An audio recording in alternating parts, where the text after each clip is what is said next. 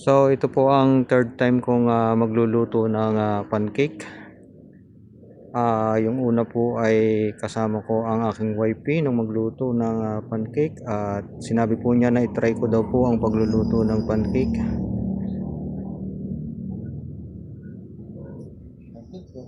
At kulang pa pala ang tubig kasi po 500 grams. Pagsala sa sobra, kulang naman ang tubig.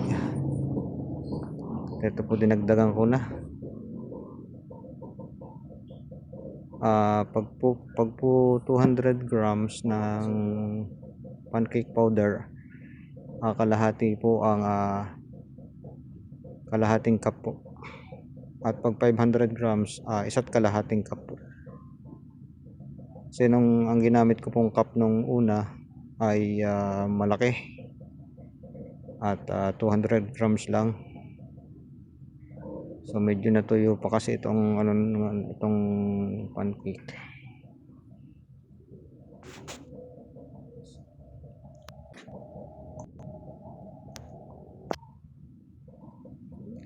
Kanina po nung sinalin ko, halos mapuno ho ang ating bowl at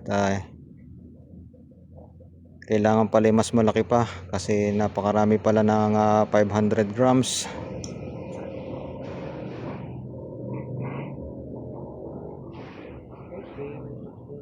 Ito po, mukhang okay na. So dahil po tumunog ang ating cake, ang ilalim ng pancake, so ginamitan ko po ng pangsala at hindi na po masyadong nasusunog ang ilalim. Yan, tama na po.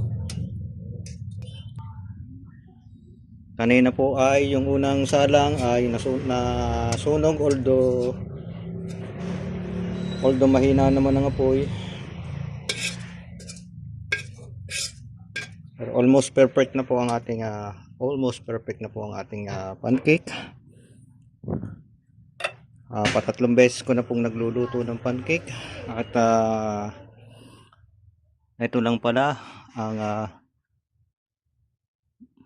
mga kasolusyon. Pansala, or English is filter.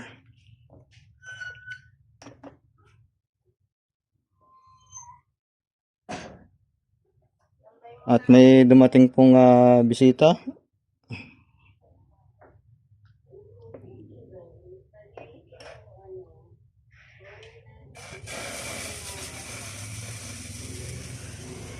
It's my sister.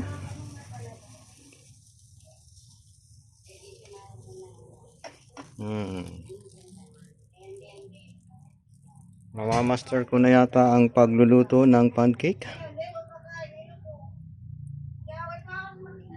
1, 2. Paanim na po. Paanim na salang na.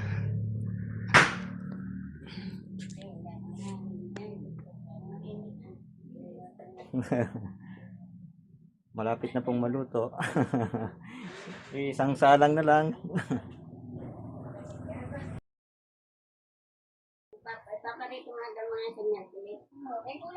Okay. Inisip ko kung gusto niya bilhin na baboy. Oo, na lang kaya. Ay, nakakasawa na doon. But here we are. 8 pieces.